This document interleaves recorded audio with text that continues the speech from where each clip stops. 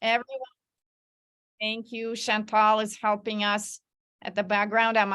Some of you know me, Anna Tavis, academic director of Human Capital Management Program, and we are very proud to have committed to supporting coaching research, coaching thought leaders like the presenters today, Brodie and Shannon. And we, as you know, we have had a coaching certificate that is now ICF certified for many years. And there are some of you here in the room who have been graduates, who were graduates of this certificate. And we are on our third cohort of first in this country official Master in Science degree in executive coaching and organizational consulting.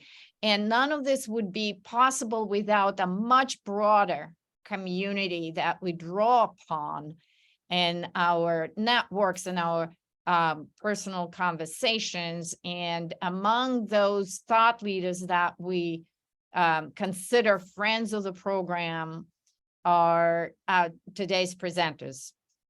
Brodie and Shannon, Shonna, sorry. Brodie and Shonna have been, advising us, giving us, feedback on what we are doing and guest lecturing in our classes. And we are absolutely delighted to have them today to celebrate their book and also share with us how they see coaching evolving. We are really experiencing this explosion of interest in coaching.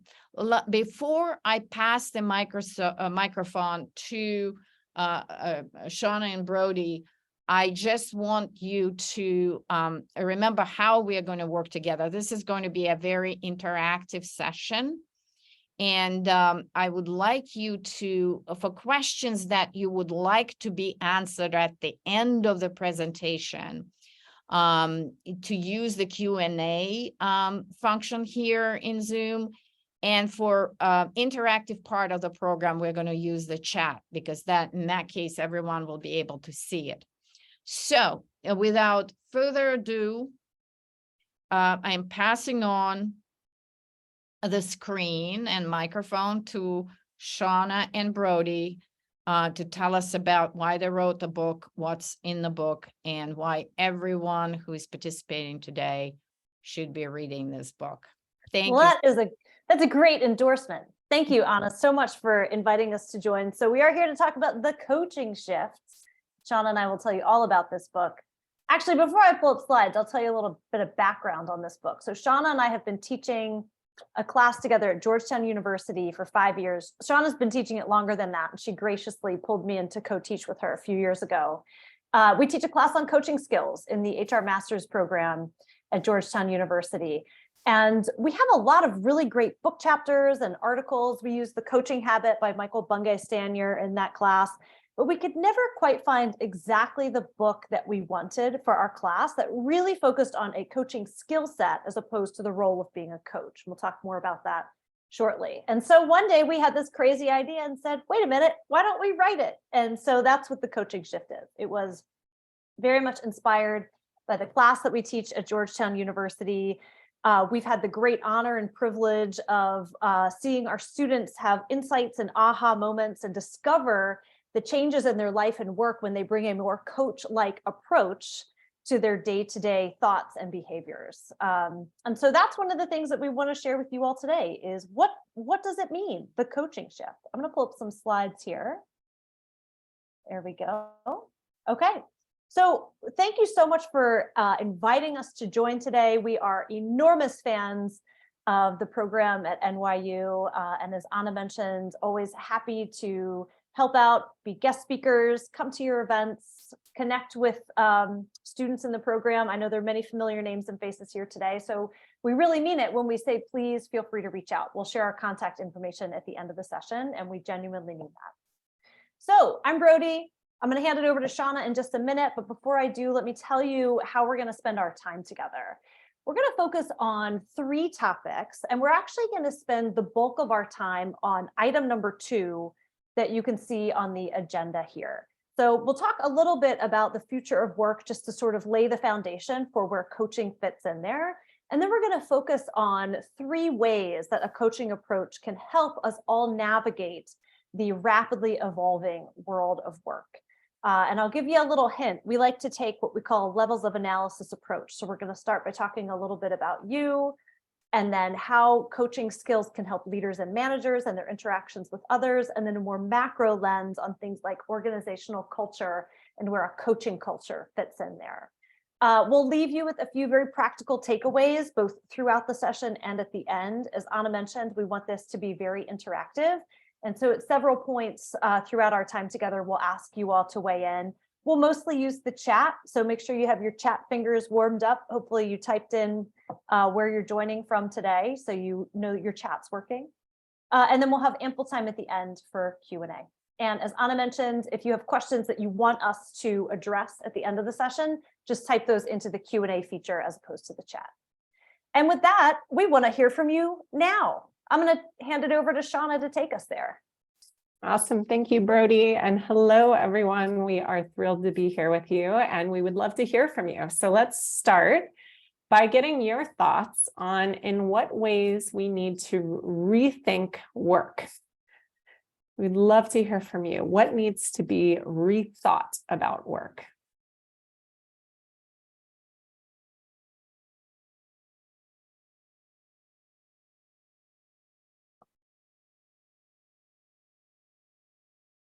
So Joanna added in the amount of work assigned to each person.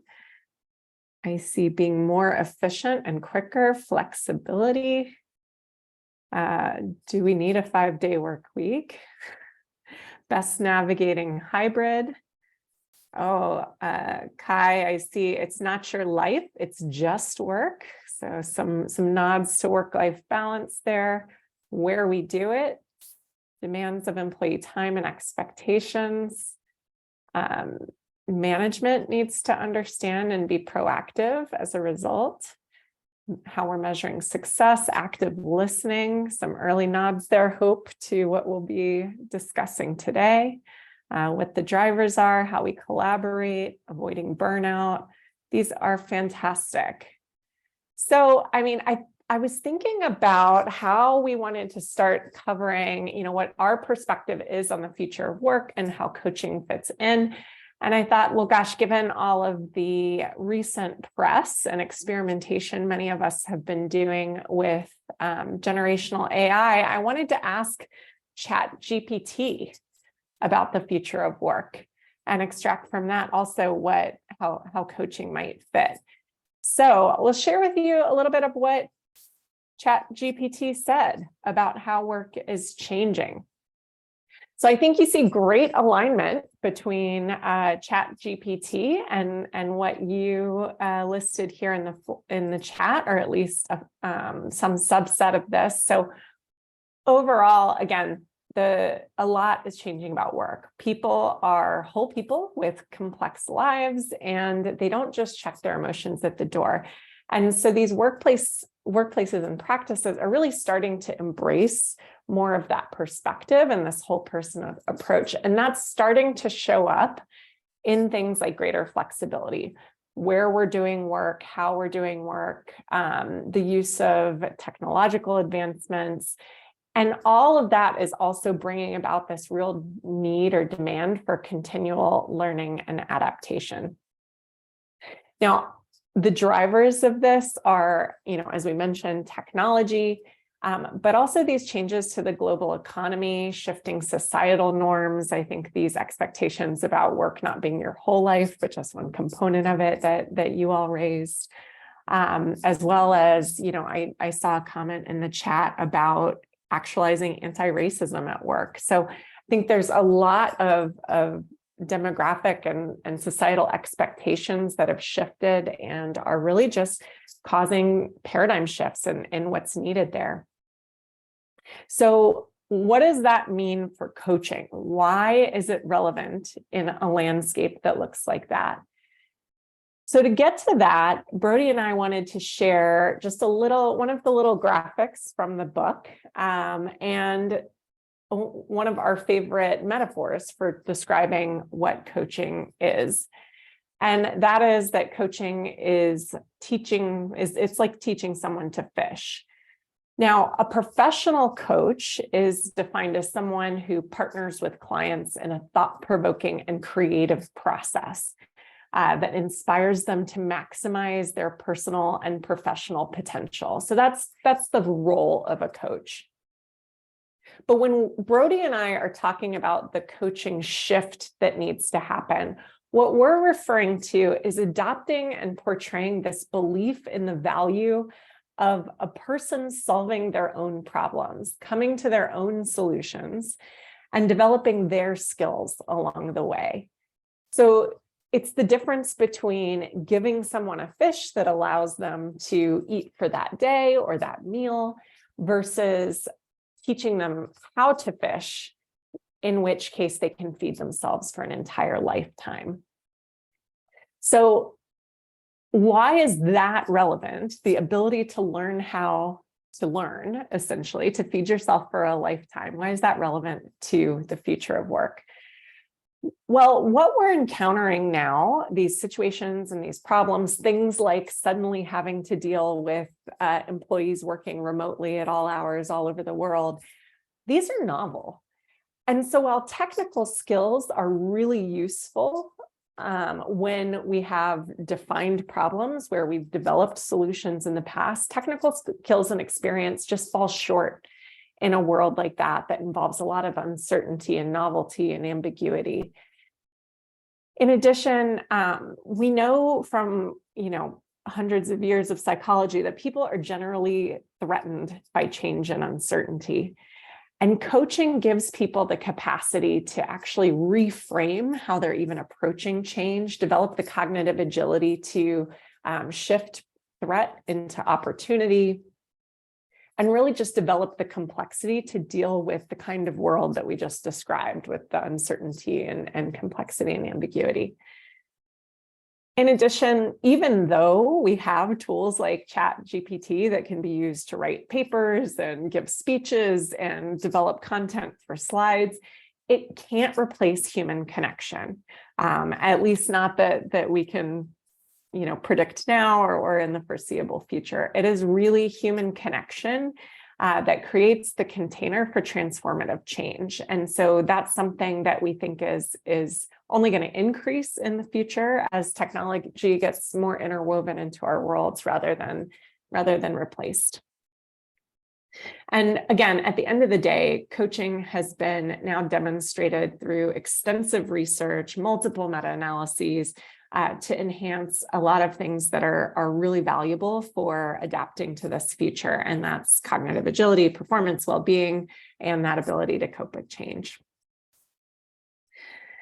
So with that, I'm going to pass it back to Brodie to talk a little bit more about the lenses that we apply to this problem set.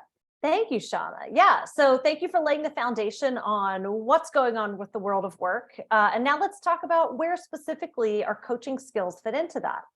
Earlier, I mentioned that we're going to talk about this at 3 levels, and this is the same approach that we use in the book. It's sort of a levels of analysis approach. So first, we talk about how coaching skills and a coaching mindset can be used for the self, to improve yourself and to better understand and manage yourself. And then if we go out another layer, we can talk about how our coaching skills can be used in one-on-one and also one-to-many interactions, such as managing and leading others, and also informal leadership roles or peer-to-peer roles. And then lastly, we'll go out one more ring and talk a bit about culture. So Shonna's going to talk a little bit about organizational culture, and I'll talk a little bit about coaching culture, why these matter and how to think about them. Now, one really important distinction that I want to make about this book is that in the coaching shift, we really focus on a coaching skill set and a coaching mindset. So these are skills that we honestly believe anyone can develop and use in a wide variety of situations in their lives. It's yet another tool in all of our toolboxes and all the different approaches that we can draw from in interacting with others. We are not focusing on the formal role of coach. And so this book, The Coaching Shift, is not aimed at people who necessarily aspire to be professional coaches. It's aimed at people who want to learn from this wonderful skill set that many of us have and have some new tools and approaches for having better interactions with others and also better understanding themselves. I really like to use mediocre metaphors. Shonna can tell you all about this. She hears them on like a daily basis. But my current favorite metaphor for this is when I was a kid, I used to play hockey. I played field hockey and I played like hockey in an alley on rollerblades. And so I developed a skill set for hockey. I think I even had a hockey mindset, but that did not make me an NHL player.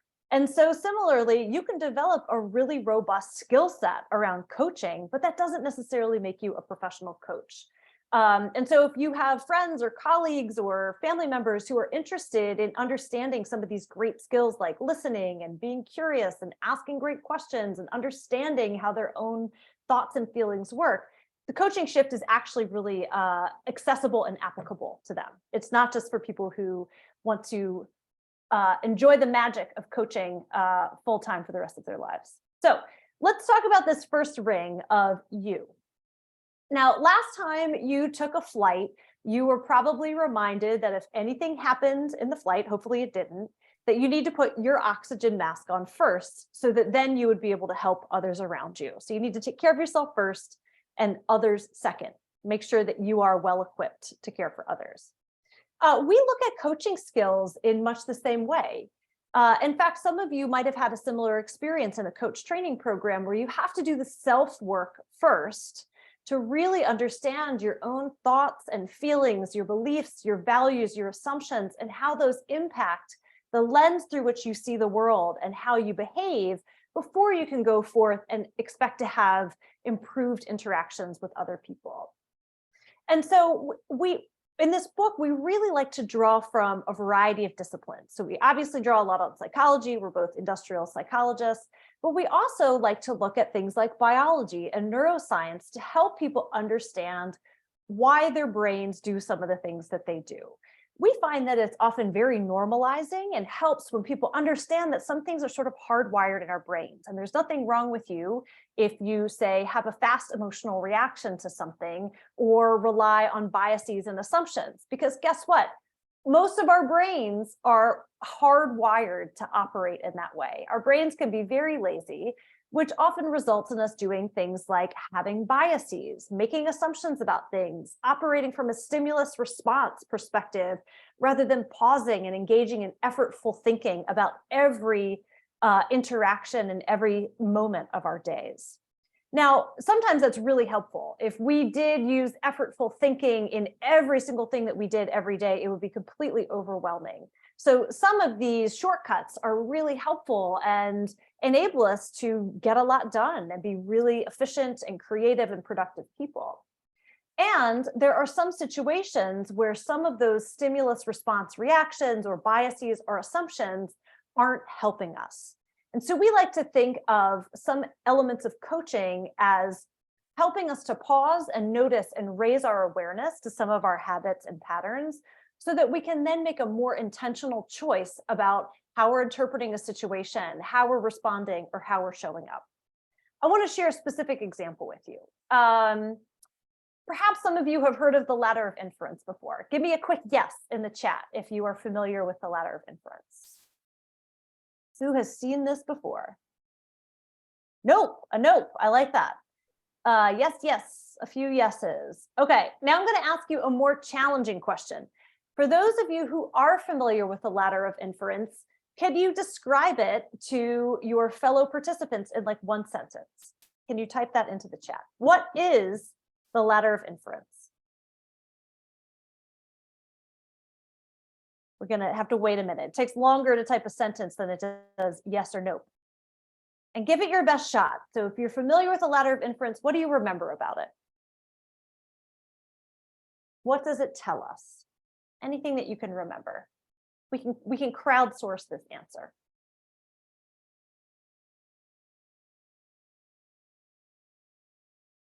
All right, David says it's a great coaching tool. I agree. Why is that? What is it?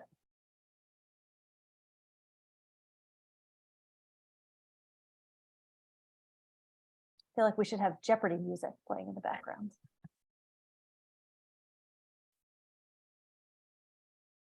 Anybody willing to take a risk? What is the ladder of inference? Aha, Joanna, you win the prize. Your perception. David, a conversational dance. I like that. Christina, way to reframe your perspective. Yeah. A way to understand your frame and then choose to reframe. Deborah, it is a process of the way one makes decisions. Great. Yes, exactly. Okay, I think this is great crowdsourcing for an answer. Thank you all.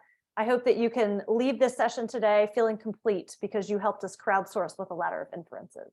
So the ladder of inference is a process that we all go through on a daily basis, and oftentimes probably without even realizing it. It's a tool. Oh, Shonna, I'm drawing a blank. It's Chris Argyris, right? Yes. Great, thank you. Chris Argyris developed the ladder of inference, and there's an awesome YouTube video that explains it if you want to learn more about it. If you just Google ladder of inference video, it'll come up. It's like a little illustration. Shonna and I watch it a million times a year, and it always makes us giggle.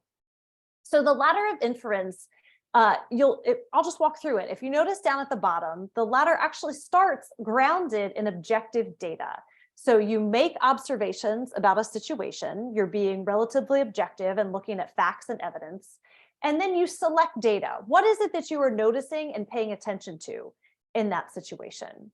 Then we move up the ladder beyond facts. And this is where our past experiences, our biases, our assumptions, our expectations start to play a role in how we interpret a situation.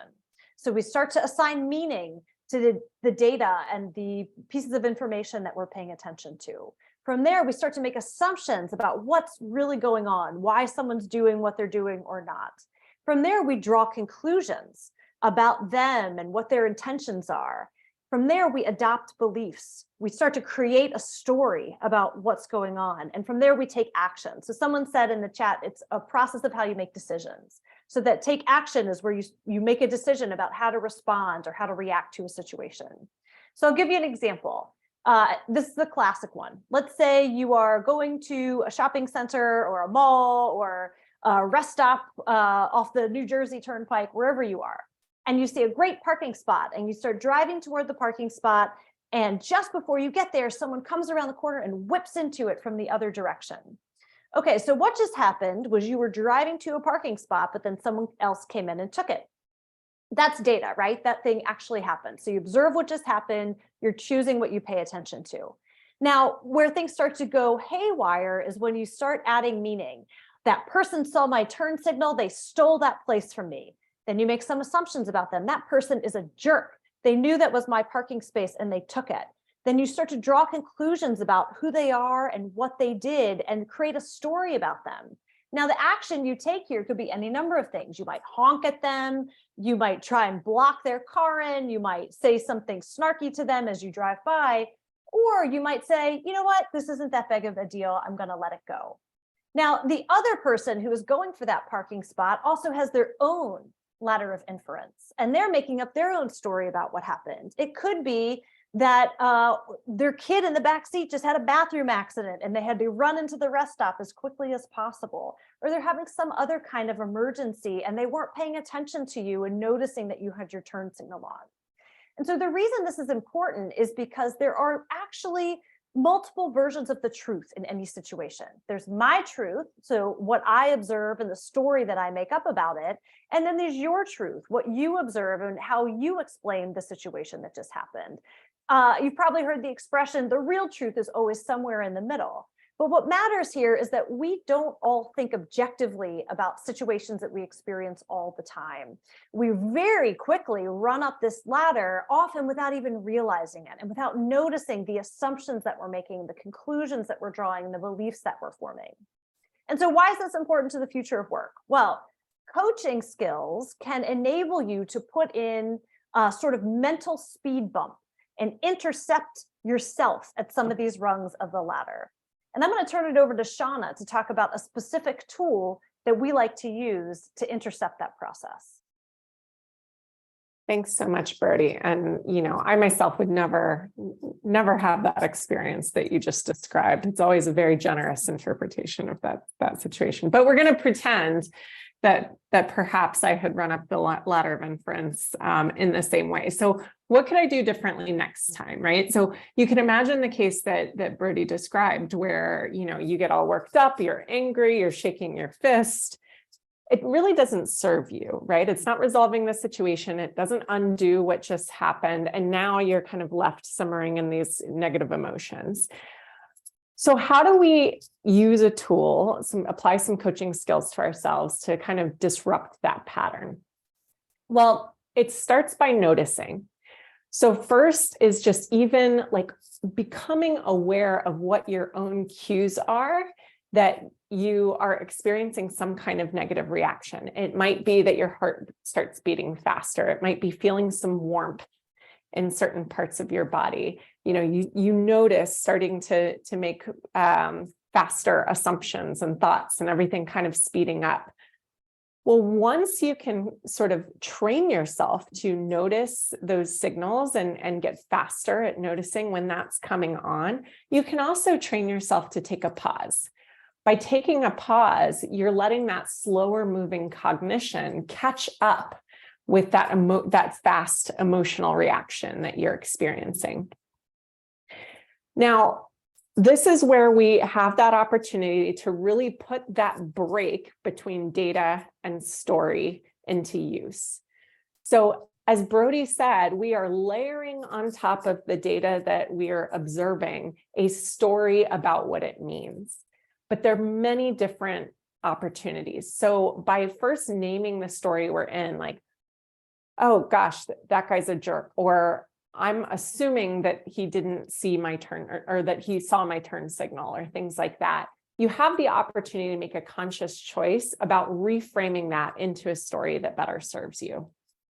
So again, assuming I want to, avoid the fist shaking in that scenario, I can instead say, I guess he must have really been in a hurry, or perhaps he didn't see me here, or man, he must really have something important he's trying to get to.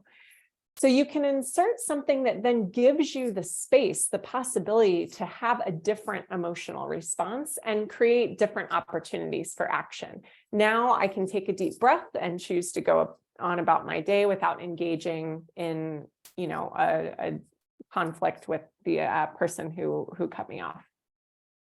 So we call this the notice, pause, name, and reframe tool. This is really, a simplified version of a cognitive reappraisal process, again, pulling in tools from psychology. But this is something that I actually at different points have had little Post-its like the one that we have drawn here on my computer, just to remind me to just take a pause, take a beat, get curious, name it, reframe it, and sort of move on there. So we want to give you an opportunity to try applying that to your own life. Now, you can feel free to use the chat, but really you don't have to. The idea is to just, it can be a notepad on your computer or old school, pen and paper, but take a minute and reflect on a situation that feels challenging or someplace where you're experiencing negative emotions. And it can be anything from feeling slighted by, someone who jumped into the elevator before you had a chance to get off, or something that's a more significant situation in your life. But really dig into what's bothering you most and how you might reframe that into a story that better serves you. So we'll give you a minute to think through that.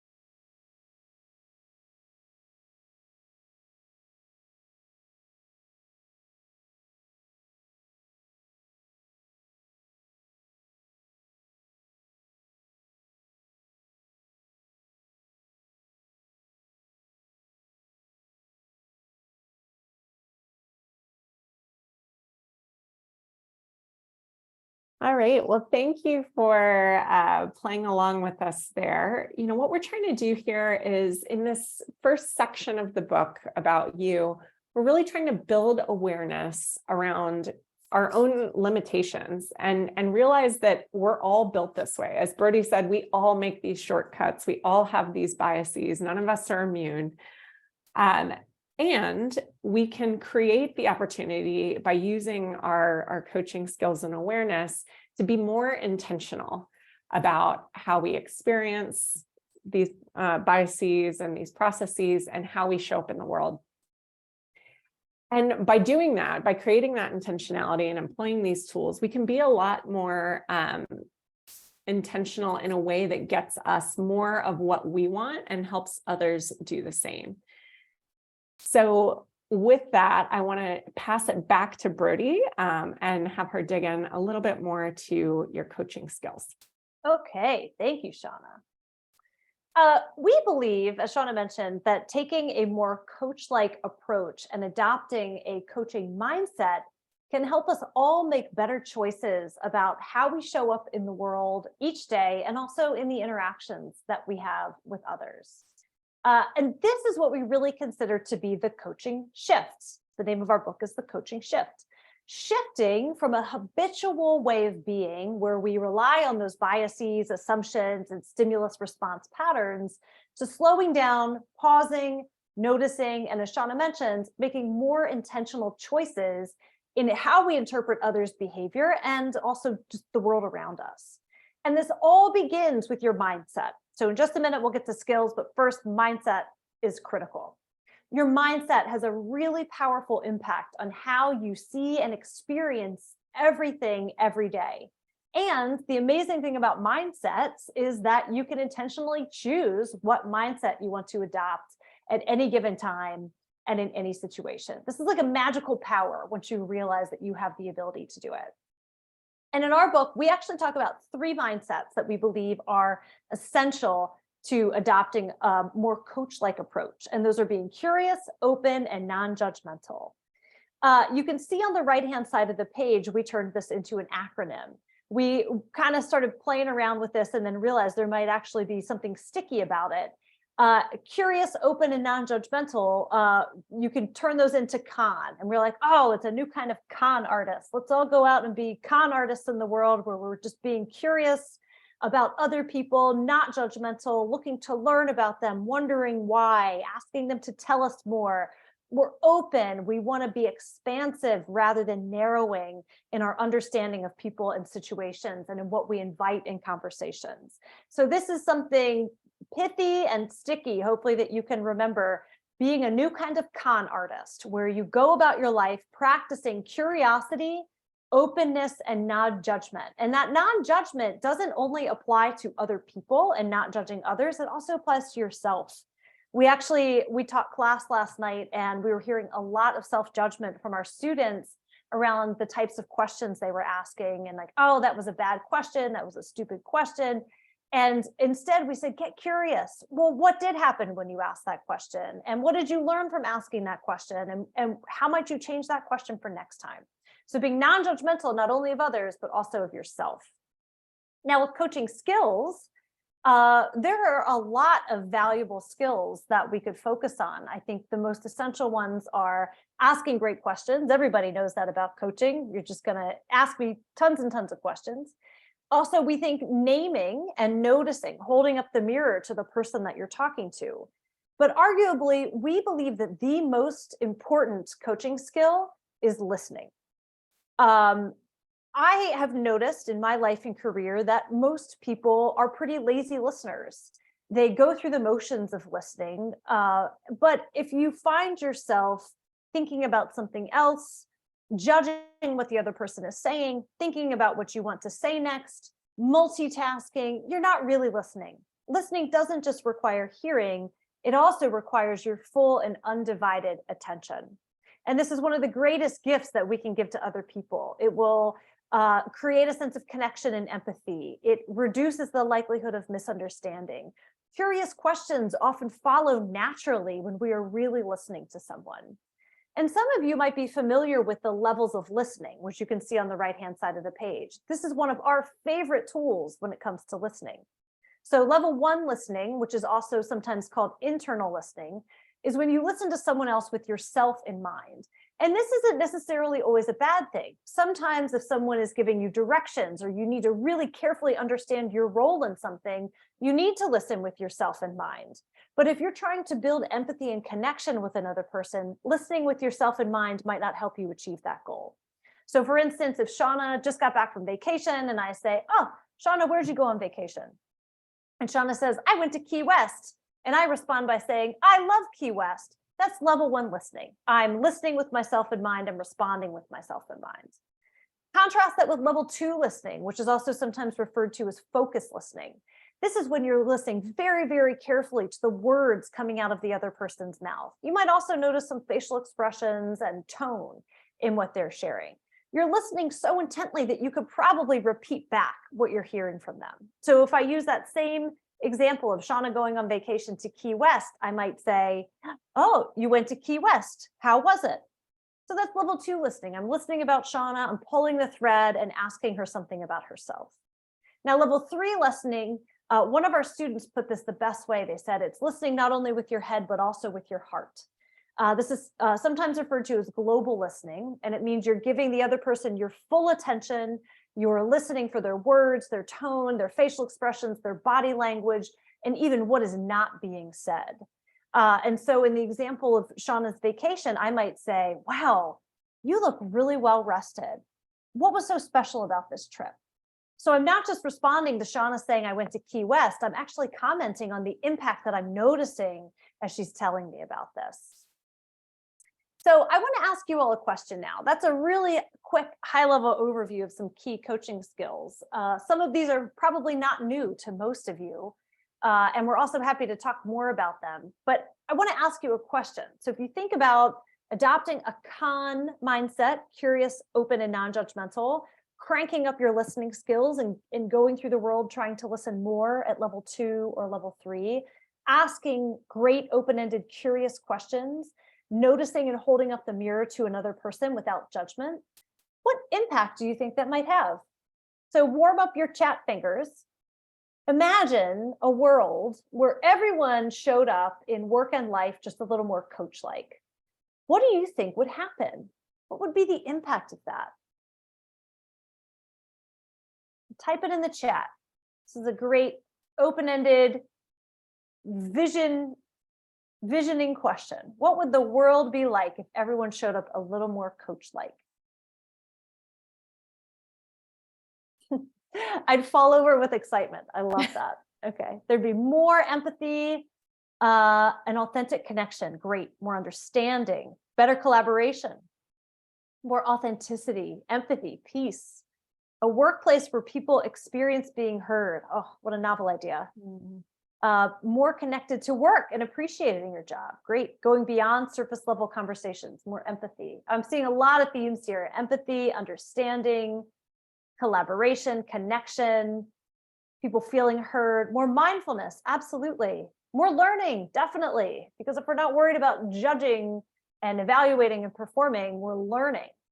Great. I agree with you about all these things. This is what we're on a mission to achieve. Now, we want to tell you a little bit about how to go to the next level and how to apply these skills in your interactions with others, particularly if you are a manager or a leader of others navigating this changing world of work. Shonna, take us there. Thanks, Brodie. And yeah, I think normally when we think about coaching, and maybe outside of the sports domain, we're thinking about these one-on-one conversations and interactions. But group and team settings introduce a dynamic mix of beliefs and emotions and behaviors that can create the need for and also the opportunity to catalyze a lot of energy and behavior change. I mean, you think about all these individual ladders of inference coming together into a room, and there's even more opportunity for curiosity and openness and moving away from judgment. So, you know, we see that using these coaching skills and a coaching mindset can help you navigate these groups and teams, and thus are even more relevant, I think, in some cases for leaders and managers. so leaders and managers in general, they have an outsized impact on culture, and they have the opportunity to create psychological safety. I saw trust as one of the, comments that came up in the chat, and create that environment where people feel empowered and innovative and willing to take risks and behave in agile ways. But we find that most managers lack self-awareness about the degree to which they're actually embodying this role of an inspirational leader and adopting these coaching skills. So, when individual leaders can actually invest the time to become self-aware and develop these emotional regulation skills, like we were talking about in the first section, and cultivating their own resilience when they have their own oxygen masks on, as Brodie said, they can deploy these tools and strategies like the noticing and naming and reframing that we shared a minute ago, to bring out the best in their teams and actually create these conditions for success. But rather than, us trying to convince you of this, we wanted to share what we think of as the continuum, or the toolbox that a leader or manager might employ on a day-to-day basis. And Brodie had referenced this early on in our time together today, where she said coaching skills are just one tool within the suite of things that we can employ on a day-to-day basis outside in any job, regardless of what your role is, outside of the role of a professional coach. And we like to describe this on this continuum from directive or telling kinds of behaviors or push behaviors to non-directive or asking, guiding, more pulling behaviors. So telling or instructing, consulting or advising, training, mentoring, and then coaching. Now, we talk about the coaching shift because we find that in general, people tend to feel much more comfortable with things on the left side of this chart. And that's because these are behaviors that we've seen modeled in all sorts of scenarios in our world, coming out of the industrial era, and also just things like traditional lecture style instructional methods and things like that, where when you're in a position of authority, you have the answers, right? And so what we're advocating is, it's not that there's not a place for those behaviors. We think there's lots of times where it's actually appropriate to be directive or telling, but that we think it's valuable for people to build the muscles and start to build the skill sets on this right side of the slide. So how do we actually teach people to fish, start to pull more information out from them and help them to solve their own problems through inquiry? So we wanted to ask you to just reflect for a minute, and if you're comfortable and know how to use the annotation feature in your Zoom, feel free to use that. But if not, also feel free to use the chat. When you think about, let's start with the worst manager you ever had, where would you say they spent most of their time? Which approach did they use the most? And feel free again to annotate or to enter into the chat. I made a subtle suggestion on the screen, which is to use the red X for your worst manager and the green check for your best manager. Ah, thank you, Brodie. Great idea. So if you're using the annotation feature, a red X for your worst manager. Otherwise, feel free to just enter it into the chat. I see PK said more telling. Thanks, PK.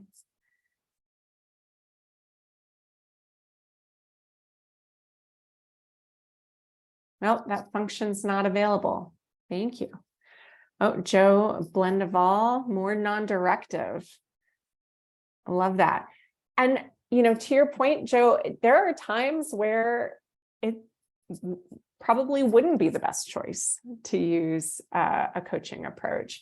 I think of, very early career where someone's still trying to learn, technical skills and focused on getting the basics, or someone comes to you and truly doesn't know the answer, but there is a right answer. is probably going to be more satisfying to just tell them what that is. But in general, we've got a lot of folks saying that they were either absent. Well, thanks for that, Ken. That's another great call out. Or that they were directive or telling. And hope the best managers use a combination of these. Absolutely. Worse, not on this grid. Okay. And PK, haven't had a good manager to date. I'm so sorry to hear that. Mostly super aggressive and controlling or micromanaging. Well, so for those of you who have had an opportunity to have a positive experience with a manager, when you think about your best manager ever, where were they tending to be?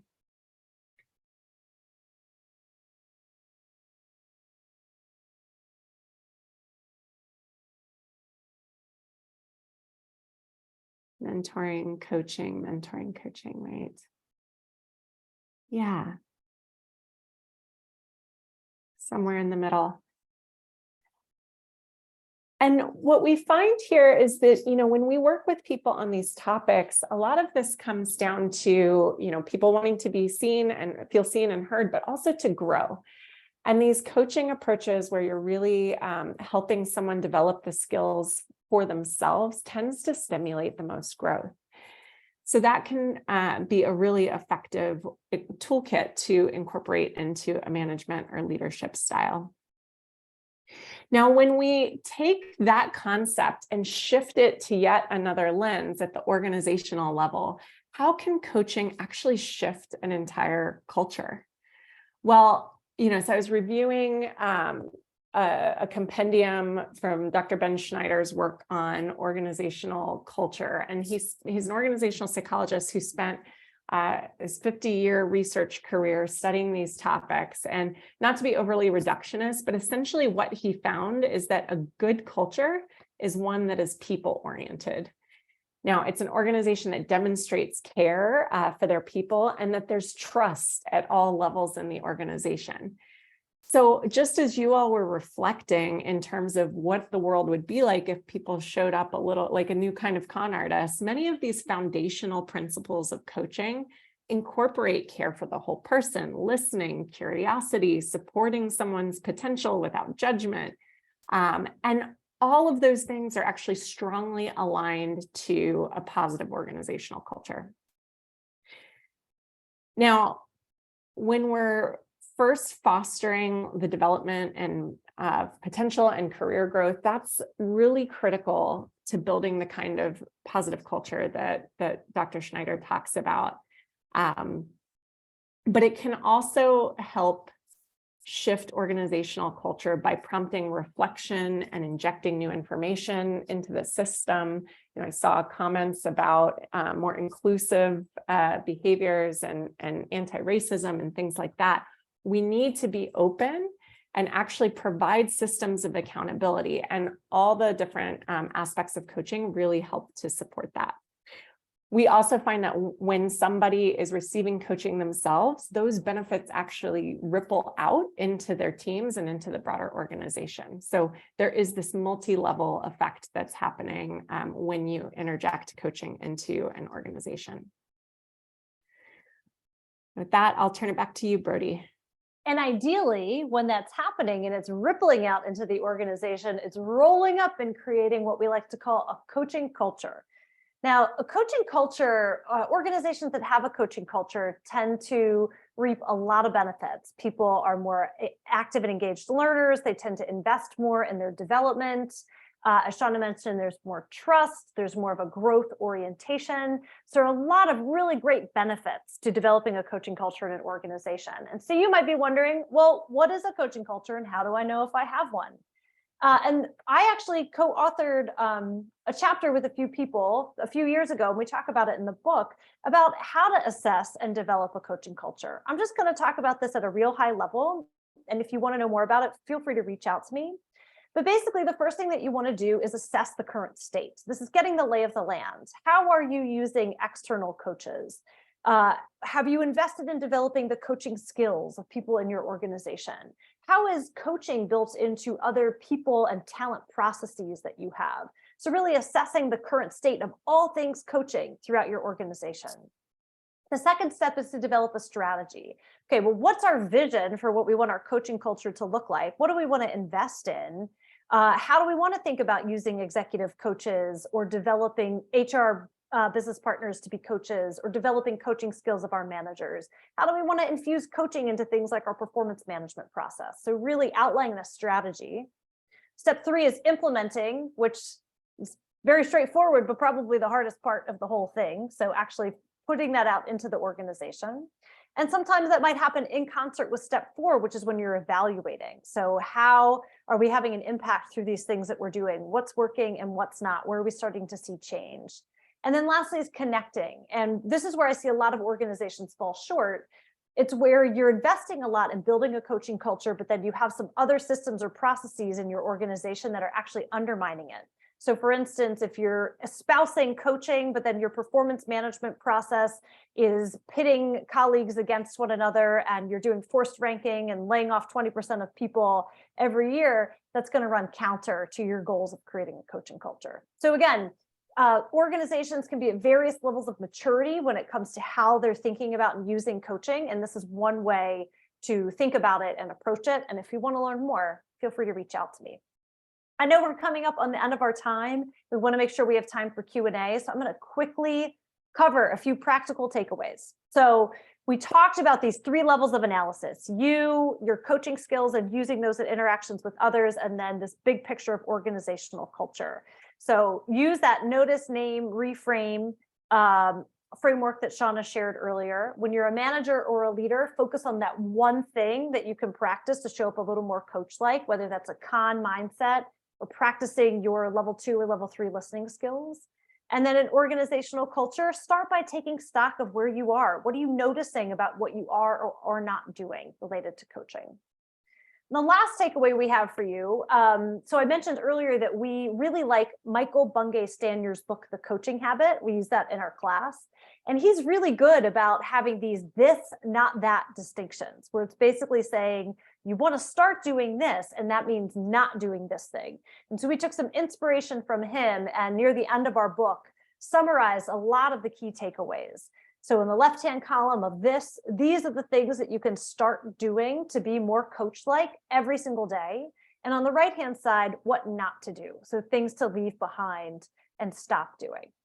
You're welcome to take a screenshot of this if you think it's something that would be helpful to you later. It's also in our book. And as I mentioned, we're always happy to engage with you all offline if you want to talk more or have questions. With that, we'll move to Q&A. And Anna, I know we've got 4 minutes and 4 questions. Let's see how we do. I think most of the questions, based on what I'm seeing here, I mean, first of all, thank you very much for a very insightful presentation. Can you bring us all back to the room so that we can be full screen here? Oh, sure. That will be great. Yeah, I think that the questions have been answered because we only have a couple of minutes left. I selfishly want to ask you a really quick question, and that is about, on a scale of 1 to 5, where do you think we as a society, and mostly in our work lives, where are we in making the shift that you are recommending? Oh, way to bottom line it, Anna. Really cut to the chase. Scale of 1 to 5. All right, Shonna, Yeah, I want a number. I want a number because we only have 3 minutes. All right, we're both going to answer this. Shonna, on the count of 3, hold up however many, hold up your rating. Okay, ready? 1, 2, 3. All right. Okay. Brodie's an optimist. No. Yeah. So that means that, you know, your book is very timely.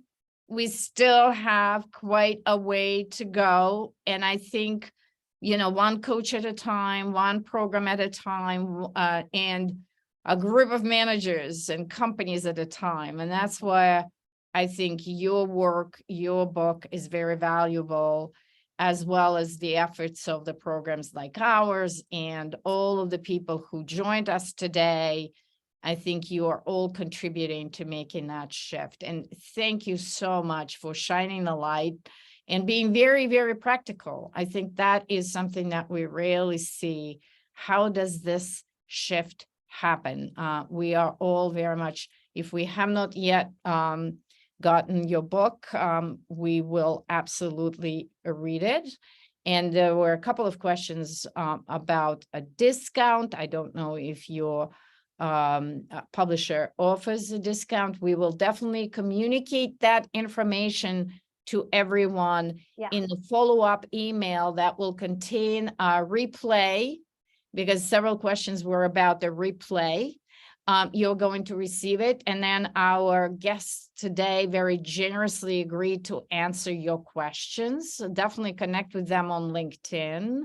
I think that's the best public place to stay connected.